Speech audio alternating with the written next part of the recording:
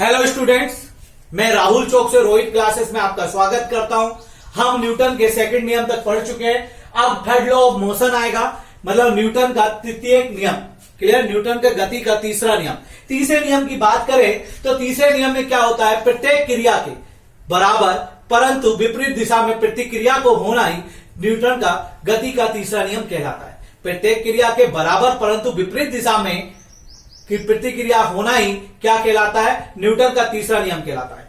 मतलब कैसा है, अगर मान लीजिए मैंने एक बॉल को 2 न्यूटन के फोर्स से सामने फेंका तो वो वापस उसी विपरीत दिशा में वापस आएगी और वो कितने के न्यूटन के फोर्स से आएगी, 2 न्यूटन के फोर्स के। मतलब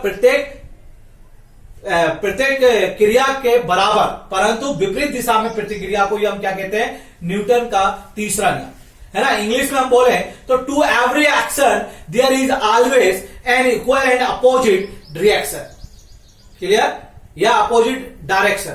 क्लियर? आगे बात करें न्यूटन के तीसरे नियम की। पहले हमने बात कर ली, न्यूटन का तीसरा नियम क्या कहता है, प्रत्येक क्रिया के बराबर परंतु विपरीत दिशा में जो प्रतिक्रिया होती है उसे न्यूटन का तीसरा नियम कहते हैं। और न्यूटन के तीसरे नियम को गुरुत्व आकर्षण का नियम भी कहा जाता है। क्या कहा जाता है? गुरुत्व आकर्षण का नियम भी कहा जाता है। न्यूटन का जो तीसरा नियम है उसे गुरुत्व आकर्षण का नियम भी कहा जाता है। इसके कई सारे एग्जाम्पल है। पहले एग्जाम्पल की बात करें तो मैंने बताया था मिसाइल का उड़ना भी किसका उदाहरण, रॉकेट का उड़ना या मिसाइल का उड़ना किसका उदाहरण है, न्यूटन के सेकंड नियम का भी और तीसरे नियम का भी उदाहरण है। दूसरा, जब कुएं से हम पानी खींचते हैं और कुएं से पानी खींचते समय अचानक रस्सी टूट जाती है और हम पीछे की ओर गिरते हैं, लगा रहे होते हैं सामने फोर्स, लेकिन जितने फोर्स से हम सामने लगा रहे होते हैं उतने ही विपरीत दिशा में फोर्स काम करता है और हम पीछे गिर जाते हैं।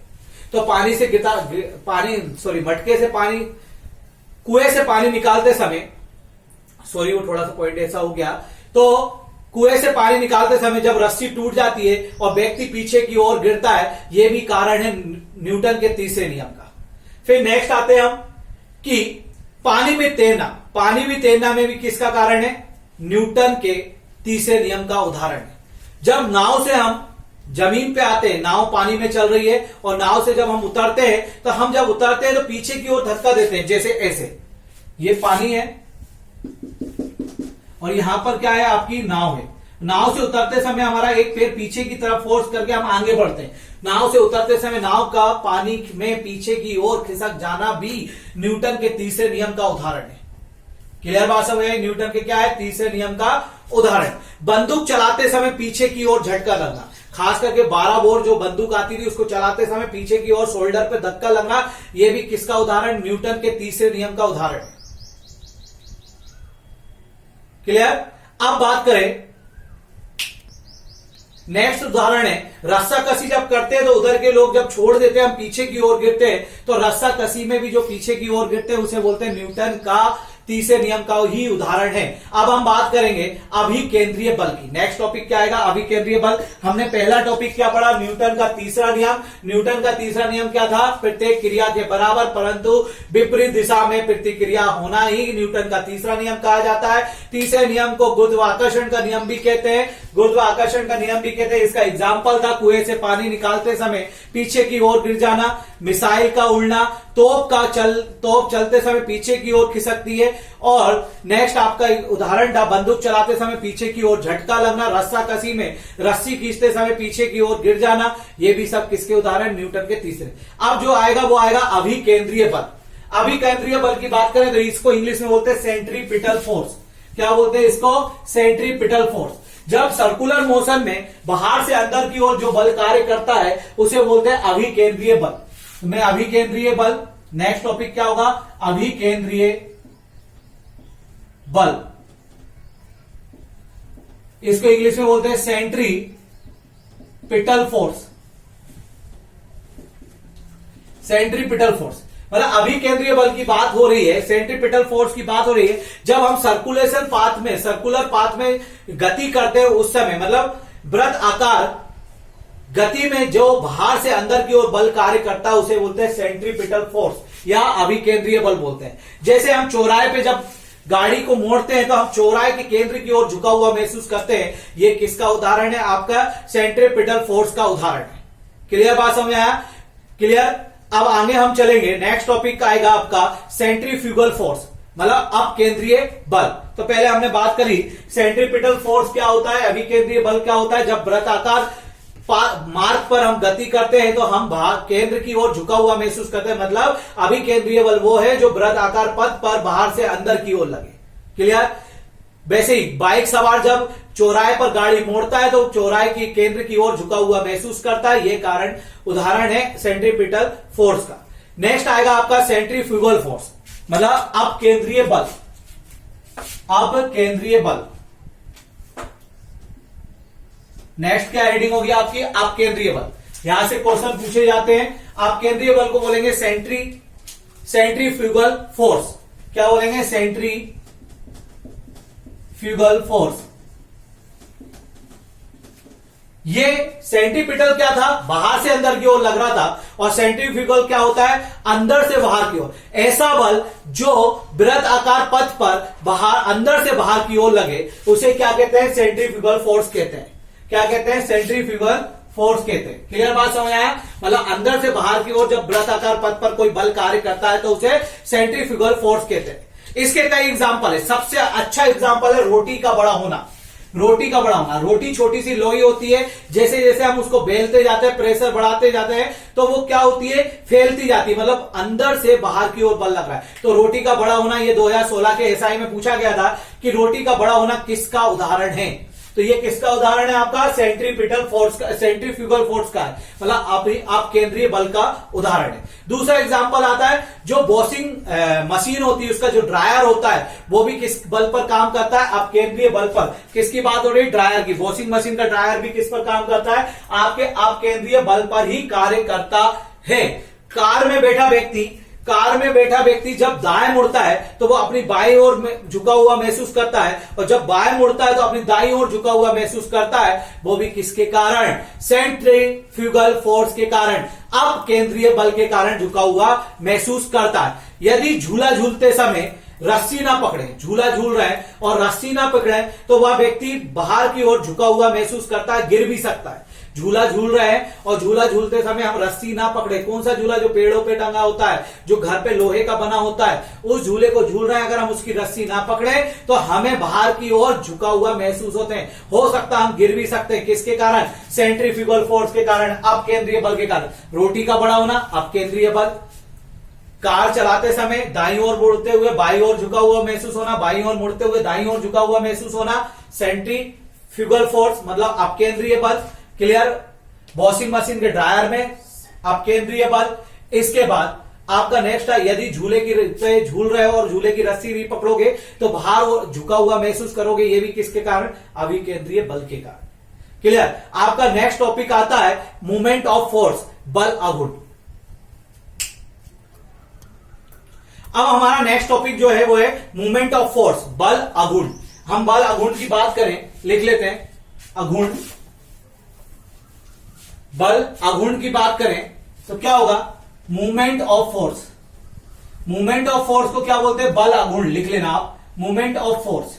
मूवमेंट ऑफ फोर्स क्या होता है, जब किसी वस्तु को किसी बल के द्वारा एक ही अक्ष पर परस्पर घुमाया जाए उसी को बल आघूर्ण कहते हैं। मतलब बल द्वारा किसी पिंड को, किसी ऑब्जेक्ट को एक ही अक्ष पर परस्पर घुमाया जाए, मतलब एक ही गति के साथ घुमाया जाए, वो ही क्या कहलाता है, बल आघूर्ण।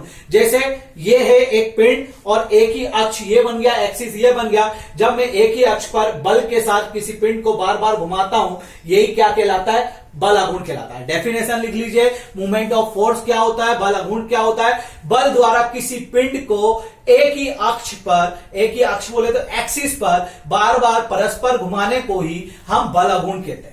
बल आघूर्ण जो है एक सदिश राशि है, वेक्टर क्वांटिटी है। बल आघूर्ण एक वेक्टर क्वांटिटी है जो कि पॉजिटिव, नेगेटिव और जीरो हो सकती है। मतलब वो पॉजिटिव भी उसकी वैल्यू आ सकती है, जीरो भी आ सकती है और नेगेटिव भी आ सकती है। क्लियर। मैंने क्या बताया, बल आघूर्ण या मूवमेंट ऑफ फोर्स क्या है, एक किसी पिंड को बल के द्वारा एक ही अक्ष पर परस्पर घुमाना ही बल आघूर्ण कहलाता है, मूवमेंट ऑफ फोर्स कहलाता है। और ये कैसी राशि है, सदिश राशि है, वेक्टर क्वांटिटी है, ये पॉजिटिव, नेगेटिव और जीरो हो सकती है। क्लियर। यहां से क्वेश्चन बहुत आते हैं। एक क्वेश्चन पूछा गया था पिछले जेल प्रेरी के पेपर में कि बताइए बल आघूर्ण किससे डिनोट करते हैं, तो बल आघूर्ण टॉर्क से डिनोट करते हैं। मतलब it is denoted by torque. Torque equals to क्या होता है आपका, बल मतलब फोर्स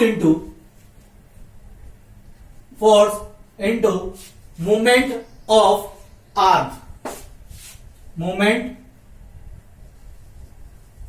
ऑफ आर्म, आघूर्ण भुजा, आघूर्ण भुजा, क्लियर, आघूर्ण भुजा, आघूर्ण भुजा, क्लियर बात समझ में आया। मैंने क्या बताया कि मूवमेंट ऑफ फोर्स, बल आघूर्ण को हम किससे डिनोट करते हैं, टॉर्क से डिनोट करते हैं, और टॉर्क का सिंबल ऐसे बनता है और टॉर्क से डिनोट करते हैं। और टॉर्क क्या होता है, मतलब बल आघूर्ण क्या होता है, बल इंटू आघूर्ण भुजा, मतलब मैं किस बल से इस भुजा को, इस आर्म को मूवमेंट करवा रहा हूं, मतलब परस्पर घुमा रहा हूं, वो है, क्लियर। तो बल को किसमें, बल का जो मात्रक होता है वो क्या होता है, न्यूटन होता है। और आघूर्ण भुजा को किसमें नापेंगे, लंबाई में, इसकी लेंथ नापेंगे, किसकी, इसकी लेंथ, तो क्या होगा, लंबाई में आएगा। तो लंबाई किसमें नापते, मीटर में। तो क्या हो जाएगा, इसका मात्रक न्यूटन मीटर हो जाएगा। जब इसको खोलेंगे तो क्या हो जाएगा, न्यूटन क्या होता है बेटा, केजी मीटर पर सेकंड स्क्वायर होता है न्यूटन, और एक ये मीटर है। मैंने बताया था कि जब एक ही डिजिट हो, मीटर को इंटू करेंगे तो क्या होगा, उसकी पावर प्लस हो जाएगी, तो क्या हो जाएगा, केजी मीटर स्क्वायर पर सेकंड स्क्वायर। तो अगर आपसे पूछे बल आघूर्ण का एसआई मात्रक क्या है, एक तो है न्यूटन मीटर और दूसरा क्या होगा, केजी मीटर स्क्वायर पर सेकंड स्क्वायर, क्लियर। हमने क्या पढ़ा, movement of force. Movement of force में हमने सबसे पहले उसकी डेफिनेशन पढ़ी, बल आघूर्ण क्या होता है, जब किसी पिंड को बल के द्वारा परस्पर एक ही अक्ष पर घुमा जाए तो उसे बल आघूर्ण कहते हैं। और बल आघूर्ण एक सदिश राशि है जो कि नेगेटिव, पॉजिटिव और जीरो हो सकती है। नेक्स्ट, बल आघूर्ण को किससे डिनोट किया जाता है, टॉर्क से डिनोट किया जाता है। इसका फॉर्मूला क्या होगा, फोर्स और मूवमेंट ऑफ आर्म। फोर्स का मात्रक क्या होता है, न्यूटन, और इसका मात्रक क्या होता है, मीटर। तो न्यूटन मीटर क्या हो जाएगा, इसका एसआई मात्रक। लेकिन न्यूटन को जब ओपन करेंगे तो क्या होगा, केजी मीटर पर सेकंड स्क्वायर इंटू मीटर। तो इसका पूरा मात्रक क्या हो जाएगा, केजी मीटर स्क्वायर पर सेकंड स्क्वायर, क्लियर। ये तो था बल आघूर्ण। बल आघूर्ण के सिद्धांत पर ही एक चीज कार्य करती है जिसको बोलते हैं हम सरल मशीन। क्या बोलते हैं, सरल। अच्छा, बल आघूर्ण पे कई बार न्यूमेरिकल आ जाता है। न्यूमेरिकल जैसे कैसे आ जाता है, एक कैंची जैसी वस्तु 2 न्यूटन बल के साथ घुमाया जाता है और उसकी भुजाओं की लंबाई 5 मीटर लंबी है। तो बताइए मूवमेंट ऑफ फोर्स क्या होगा। तो जितने बल के साथ घुमाया जा रहा है वो यहां पुट कर दीजिएगा, और भुजा की लंबाई जितनी है वो यहां पुट कर दीजिए। मतलब कोई कैंची जैसी वस्तु से 2 न्यूटन बल के द्वारा 5 मीटर भुजा के साथ उसको परस्पर घुमाया जा रहा है, तो उसका मूवमेंट ऑफ फोर्स क्या होगा। आराम से आप निकाल लेंगे, इसका आंसर मुझे निकाल के दीजिएगा। फिर से बता दे रहा हूं, एक कैंची जैसी वस्तु को 2 न्यूटन बल से घुमाया जाता है और उसकी भुजा की लंबाई 5 मीटर है। तो बताइए उसका बल आघूर्ण क्या होगा, और उसका यूनिट भी लिखना साथ में, केजी मीटर स्क्वायर पर सेकंड स्क्वायर या न्यूटन मीटर। अब आगे बात करें, बल आघूर्ण के ऊपर ही एक सरल मशीन जो होती है कार्य करती है। नेक्स्ट टॉपिक आएगा सिंपल मशीन, मतलब सरल मशीन। सिंपल मशीन मतलब सरल मशीन। ये क्वेश्चन एसआई के 2013 या 14 के पेपर में बहुत क्वेश्चन आए यहां से, सिंपल मशीन या सरल मशीन। तो सरल मशीन किसके सिद्धांत पर कार्य करती है, बल आघूर्ण के सिद्धांत पर। सरल मशीन या सिंपल मशीन क्या होगा, सरल मशीन या सिंपल मशीन। ये पहला पॉइंट लिखोगे आप सरल मशीन में, ये बल आघूर्ण के सिद्धांत पर कार्य करती है। मतलब it is work on the principle of movement of force, clear. जो सरल मशीन किसके सिद्धांत पर कार्य करती है, ये कई बार क्वेश्चन आ चुका, वेरी वेरी इंपॉर्टेंट है। बल आघूर्ण के सिद्धांत पर कार्य करती है। सरल मशीन क्या होती है, एक ये ऐसी युक्ति होती है जिसमें किसी सुविधाजनक बिंदु पर बल लगाकर दूसरे बिंदु से कार्य किया जाता है, और वो भी बहुत आसान तरीके से।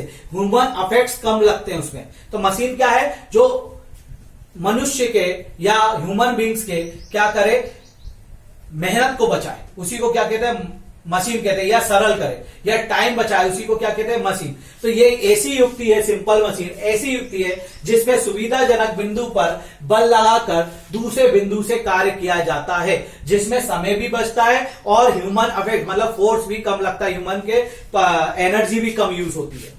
क्लियर। तो मैंने पहले क्या बताया, सरल मशीन क्या है, ये बल अगुण के सिद्धांत पे कार्य करती है। दूसरा पॉइंट क्या बताया, ये ऐसी युक्ति है, ऐसी चीज है जिस पर सुविधाजनक बिंदु पर बल लगाकर दूसरे बिंदु से आसानी से कार्य किया जा सकता है। क्लियर। नेक्स्ट आता है इसके एग्जाम्पल। एग्जाम्पल में इसका जो एग्जाम्पल है वो है उत्तोलक। इसका एग्जाम्पल क्या होगा, उत्तोलक। वेरी वेरी इंपॉर्टेंट, यहां से अब क्वेश्चन बनना चालू होंगे, है ना। उत्तोलक,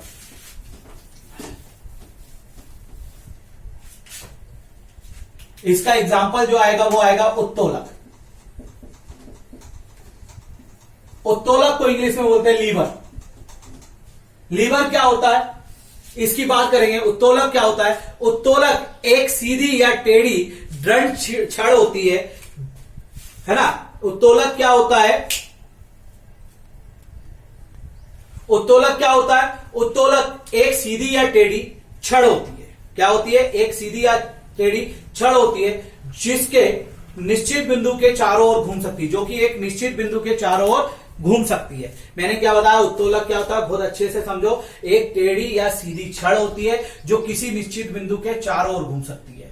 क्लियर बात समझ आया। इसके 3 बिंदु होते हैं, इसके क्या होते हैं, 3 बिंदु। क्लियर बात समझ में आ गया। इसके कितने बिंदु होते हैं, 3। मैंने बताया उत्तोलक क्या होता है, एक सीधी या टेढ़ी छड़ होती है। सीधी या टेढ़ी क्या होती है, छड़। सीधी या टेढ़ी छड़ होती है जो एक निश्चित बिंदु के चारों ओर घूम सकती है। और इसके 3 बिंदु होते हैं, फर्स्ट ये होता है, सेकंड ये होता है और थर्ड ये होता है। पहले बिंदु की बात करें तो पहला बिंदु जो होता है वो आलम होता है, ये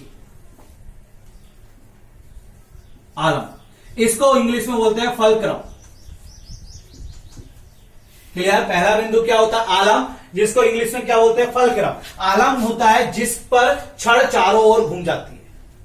वैसे ही बताया मैंने, उत्तोलक क्या होता है, एक सीधी या टेढ़ी छड़ जो किसी निश्चित बिंदु के चारों ओर घूम सके। तो ये वाली छड़ और ये वाली छड़ दोनों क्या हो गई, उत्तोलक हो गए। और इस बिंदु के क्या कर रहे, चारों ओर घूम रहे, तो उसे क्या कहते हैं, आलम या फलक्रम कहते हैं। जहां पर चारों ओर छड़ घूमती है, जहां से हम फोर्स लगाते हैं, बल लगाते हैं, जहां से हम बल लगाते हैं उसे बोलते हैं हम आयास। इंग्लिश में बोलेंगे एफर्ट। और जहां से वो कार्य करता है उसे बोलते हैं भार, लोड। क्या बोलते हैं, भार या लोड। क्लियर बात समझ आया। मैंने क्या बताया, उत्तोलक एक टेढ़ी या सीधी छड़ होती है जो कि एक निश्चित बिंदु के चारों ओर घूम सकती है। इसके 3 बिंदु है, पहला है आलम, इंग्लिश में बोलते हैं फलक्रम। दूसरा है, इसका दूसरा जो पॉइंट है उसका नाम है आयास। आयास को हम इंग्लिश में क्या बोलते हैं, एफर्ट बोलते हैं। क्या बोलते हैं, एफर्ट। क्लियर बात समझ आई। तीसरा पॉइंट जो है वो आपका है भार को इंग्लिश में क्या बोलते हैं, लोड। आलम क्या होता है, आलम की अगर हम बात करें तो आलम क्या होता है, जहां पर दोनों जो भी छड़ है, जो हमारा उत्तोलक है वो चारों ओर जिस बिंदु पर घूम सके उसे हम आलम कहते हैं। और आयास क्या होता है, जहां से हम भार लगाते हैं, कार्य करते हैं, उसे आयास कहते हैं। और भार क्या होता है, जहां से हम कार्य करते हैं उसे हम क्या कहते हैं, भार या लोड कहते हैं। क्लियर बात समझ में आई। अब इन उत्तोलकों को 3 श्रेणियों में बांटा गया है। कई बार यह क्वेश्चन आ चुका है कि कौन सा औजार कौन सी श्रेणी में आता है। क्लियर। तो उत्तोलक को कितनी श्रेणी में बांटा गया, 3 श्रेणी में। क्लियर। उत्तोलक को 3 श्रेणियों में बांटा गया है। उत्तोलक को 3 श्रेणियों में बांटा गया है।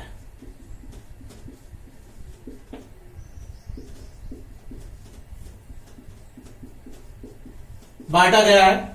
पहला लिखेंगे, पहला क्या होगा, पहला होगा आपकी प्रथम श्रेणी। प्रथम श्रेणी के उत्तोलक। आप प्रथम श्रेणी के उत्तोलक की बात करें तो देखिए,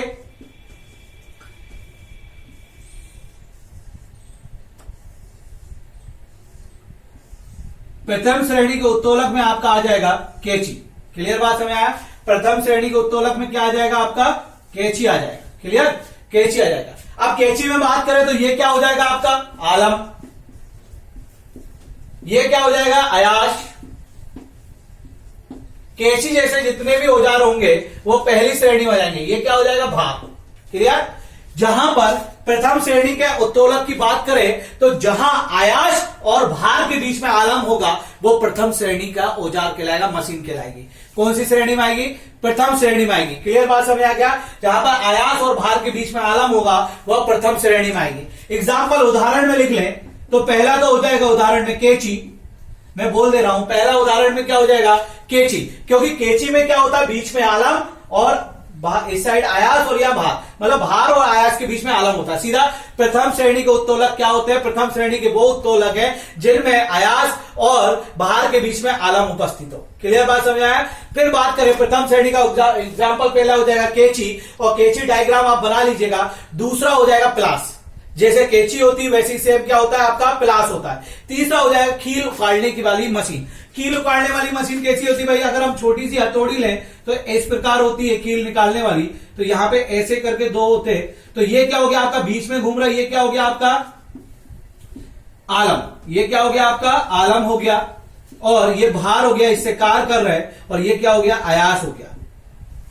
तो मैंने बताया पहला क्या होगा कैंची उदाहरण, प्रथम श्रेणी का औजार पहला कैंची, दूसरा प्लास, प्लायर, प्लायर जो बोलते हैं, तीसरा आपका क्या हो जाएगा हथौड़ी या कील निकालने वाली मशीन, हथौड़ी नहीं होगी कील निकालने वाली मशीन हो जाएगी। फिर साइकिल के ब्रेक, साइकिल के ब्रेक भी कुछ इस प्रकार होते हैं। साइकिल के ब्रेक की अगर हम बात करें तो इस प्रकार होते हैं। तो साइकिल के ब्रेक यहां लगे होते हैं और बीच में ये यहां पर खींचता है तब जाके यहां के ब्रेक लगते हैं। तो ये क्या हो गया आपका आयास हो गया, आप साइकिल में देखना, और यहां पे जो ब्रेक का एक फंक्शन होता है उसे क्या कहेंगे अपन आलम कहेंगे, जो वर्क करता है, और यहां पर जो होगा वो क्या कहलाएगा भार कहलाएगा, ये कार्य कर रहा है। तो साइकिल के ब्रेक हो गए आपके, साइकिल के ब्रेक हो गए, कैंची हो गया, प्लास हो गया, कील निकालने वाली मशीन हो गई, और हैंडपंप हो गया। क्या हो गया हैंडपंप, जो गांव में हैंडपंप लगे होते हैं इस प्रकार के, वो हैंडपंप हो गए। ये आपका हो जाएगा आयास, ये हो जाएगा यहां पर जो चेन लगी होती है ये हो जाएगा आलम, और ये हो जाएगा भार। क्लियर। तो प्रथम श्रेणी में कौन से मशीनें आती हैं, ऐसी मशीन जिसमें आयास और भार के बीच में क्या हो आलम हो। पहला एग्जांपल क्या हो जाएगा कैंची, प्लायर, कील निकालने वाली मशीन, साइकिल के ब्रेक, और क्या हो जाएगा हैंडपंप हो जाएगा। अब द्वितीय श्रेणी की बात करें, द्वितीय श्रेणी में क्या होता है, द्वितीय श्रेणी में जहां आलम और द्वितीय श्रेणी का एक एग्जाम्पल देखें हम, द्वितीय श्रेणी का किसका, द्वितीय श्रेणी का हम एक एग्जाम्पल देखें, क्या होगा सरोता। देखो आप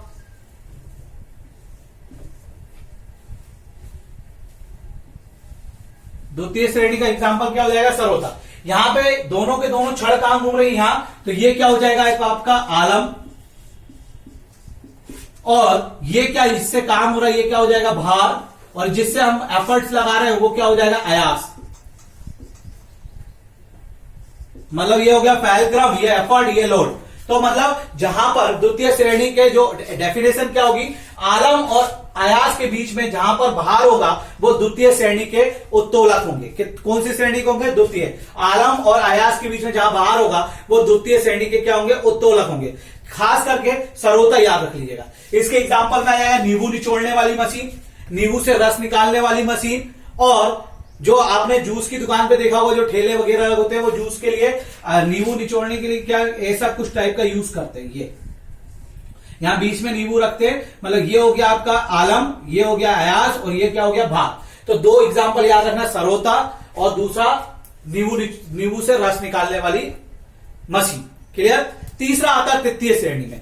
तृतीय श्रेणी की बात करें, इसको हटाते हैं, तृतीय श्रेणी की बात करते हैं।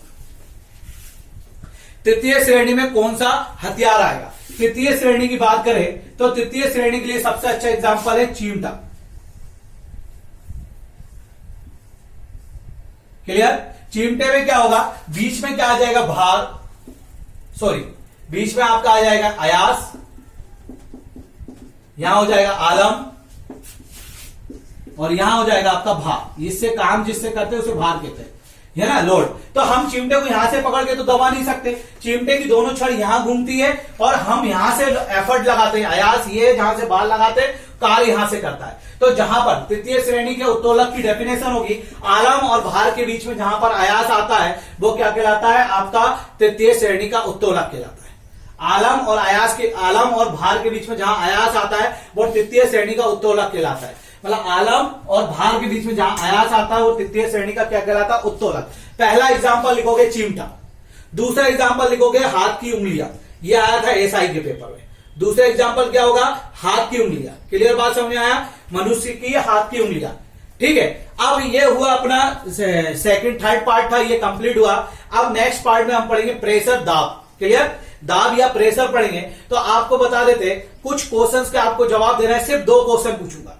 क्लियर, कि बताइए एक साइकिल के ब्रेक कौन सी श्रेणी का उत्तोलक है, पहला क्वेश्चन। दूसरा क्वेश्चन ये पूछूंगा कि अब केंद्रीय बल कहां से कहां की ओर लगता है, अब केंद्रीय बल कहां से कहां की ओर लगता है। और ये वीडियो पसंद आ रही हो तो कमेंट्स कीजिए, शेयर कीजिए और सब्सक्राइब कीजिए, लोगों को बताइए। क्लियर, और लाइक कीजिए। Thank you.